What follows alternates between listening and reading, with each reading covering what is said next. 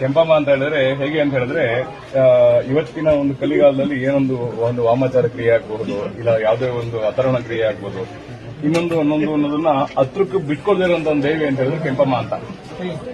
ಅದರೊಳಗೆ ಎಸ್ಪೆಷಲಿ ಈ ಒಂದು ಕ್ಷೇತ್ರದಲ್ಲಿ ಏನಂತ ಹೇಳಿದ್ರೆ ರಕ್ತಚೌಡೇಶ್ವರಿ ಸಮೇತವಾಗಿರ್ತಕ್ಕಂಥ ದೇವಿ ಇಲ್ಲಿ. ಯಾವ್ದನ್ನ ಅಕಸ್ಮಾತ್ ಮನುಷ್ಯ ಸತ್ವವೇ ಇಲ್ಲ ಅನ್ನೋಂತ ಮನುಷ್ಯನನ್ನ ಈಗ ನಾವು ಖುದ್ದಾಗಿ ಕರ್ಕೊಂಡ್ಬಂದಿದ್ದೀವಿ. ಈ ಕ್ಷೇತ್ರದಲ್ಲಿ ನಾವು ಎಷ್ಟೋ ಕೆಲವೊಂದು ಜೀವಗಳಿಗೆ ಈ ದೇವಿ ದಾರಿಯಾಗಿರುವಂತ ಒಂದು ಕ್ಷೇತ್ರ ಇದೆ. ಇಲ್ಲೇನಂತ ಹೇಳಿದ್ರೆ ಈ ರಕ್ತಚೌಡೇಶ್ವರಿ ಅಂತಕ್ಕಂಥ ದೇವಿಗೆ ಏನಾದ್ರು ಅಕಸ್ಮಾತ್ ಬಲಿ ರೂಪದಲ್ಲಿ ಏನೋ ನೈವೇದ್ಯ ಅಂತ ಕೊಟ್ಟು ಏನೋ ನಮ್ಗೆ ಇಂಥ ಒಂದು ಕೆಲಸ ಆಗ್ಬೇಕು ಈ ತರ ಅಂತ ಇದು ಮಾಡ್ಕೊಂಡು ಈ ದೇವಿಗೆ ಏನಾದ್ರು ಅಕಸ್ಮಾತ್ ಮದುವೆ ಸೇವೆ ತುಂಬುದಾಗಿರ್ಬೋದು, ಇಲ್ಲ ಒಂದು ಡಿಮ್ಯಾಂಡ್ ಏನೋ ಒಂದು ದೇವಿ ಒಂದು ಪಾಲ್ಕಿ ಸೇವೆ ಈ ರೀತಿಯಾಗಿ ಮಾಡಿಕೊಂಡ ಸಂದರ್ಭದಲ್ಲಿ ಈ ಕ್ಷೇತ್ರದಲ್ಲಿ ರಕ್ತಚೌಡೇಶ್ವರಿ ಏನಿದ್ದಾರೆ ರಕ್ತಚೌಡೇಶ್ವರಿ ಅಷ್ಟು ಅಭಿವೃದ್ಧಿಯಾಗಿ ಕೆಲಸ ಮಾಡ್ಕೊಡ್ತಾಳೆ ಅಂತ ಹೇಳಿದ್ರೆ ನೀವು ಒಂದು ಸರಿ ಈ ದೇವಿಯಲ್ಲಿ ಒಂದು ಅರ್ಕೆ ಅಂತ ಮಾಡ್ಕೊಳ್ಳಿ, ನೆಕ್ಸ್ಟ್ ಆ ದೇವಿಗೆ ಒಂದು ಬಲಿ ಅಂತ ಕೊಡಿ. ಬರೀ ಅರ್ಕೆ ಮಾಡ್ಕೊಂಡು ಹೋದ್ರೆ ಕೆಲಸ ಆಗಲ್ಲ. ಈ ದೇವಿ ಬರ್ಕೆ ಮಾಡ್ಕೊಂಡು ನನಗೆ ಆಗ್ಲಮ್ಮ ಹಿಂಗೆ ಅಂದ್ರೆ ಕೆಲಸ ಆಗಲ್ಲ. ಆ ದೇವಿ ಊಟ ಆಗ್ಬೇಕು, ಈ ದೇವಿ ಕೆಲಸ ಆಗ್ಬೇಕು, ಈ ದೇವಿಗೆ ಒಂದು ಮಳ್ಳು ತುಂಬಬೇಕು. ಈ ತುಂಬಿ ನೀವು ಮಾಡ್ಕೊಂಡ್ರಿ ಅನ್ನೋದಾದ್ರೆ ಈ ಕೆಂಪಮ್ಮ ಅನ್ನೋ ಒಂದು ಶಕ್ತಿ ಹೇಗಿದೆ ಅಂತ ಹೇಳಿದ್ರೆ ನಮ್ಮ ಸುತ್ತ ಒಂದು ಕೆಂಪು ರಕ್ಷೆ. ಹೇಗೆ ಅಂತ ಹೇಳಿದ್ರೆ ಈ ಗ್ರಹಣ ಬಂದಾಗ ಕಪ್ಪಿರುತ್ತೆ, ಅದು ಮಿಕ್ಕಿದೆಲ್ಲ ಬೆಳ್ಳಗಿರುತ್ತೆ.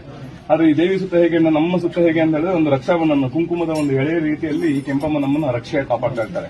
ಅದು ಕೆಂಪಮ್ಮ ದೇವಿ ಅಂತ ಹೇಳಿದ್ರೆ. ಹಾಗೆ ಈ ದೇವಿಯ ಒಂದು ಶಕ್ತಿ ಏನು ಅಂತ ಹೇಳಿದ್ರೆ ನಮಗೆ ತುಂಬಾ ಆಗ್ಲೇ ಒಂದು 8-9 ವರ್ಷ ಆಯ್ತಲ್ಲ, 9 ವರ್ಷ ಆಯ್ತಲ್ಲ.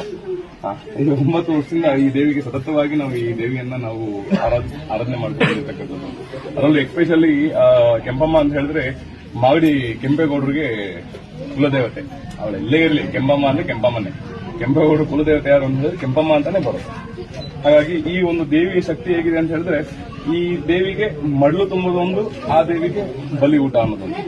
ಈ ಲೆಕ್ಕಾಚಾರ ಮಾಡ್ಕೊಂಡಿದ್ದಾದ್ರೆ ಈ ಕ್ಷೇತ್ರದೊಳಗಡೆ ನೀವು ಏನೇ ಒಂದು ಆರೋಗ್ಯ ಸಮಸ್ಯೆ ಇರ್ಬೋದು, ಕೋರ್ಟು ವಿಚಾರ, ಇನ್ನೊಂದು ದಾಂಪತ್ಯ, ಮಕ್ಕಳಾಗಿಲ್ಲ, ಯಾವುದೇ ಒಂದು ಸಮಸ್ಯೆ ಆದ್ರೂ ಈ ದೇವಿಯಿಂದ ಪರಿಹಾರ ಆಗುತ್ತೆ ಅಂತಕ್ಕಂಥದ್ದು ನಾವು ಸ್ವಯಂ ನಾವು ನೋಡಿದ್ದೇವೆ ಇದನ್ನು. ಸೊ ಮಾಡ್ಕೊಳ್ಳಿ, ಒಳ್ಳೇದಾಗ್ಲಿ ಎಲ್ಲರಿಗೂ. ಸರ್ವೇ ಜನ ಸುಖಿನೋ ಭವಂತು. ಕೆಂಪಮ್ಮ ದೇವಿಯ ಒಂದು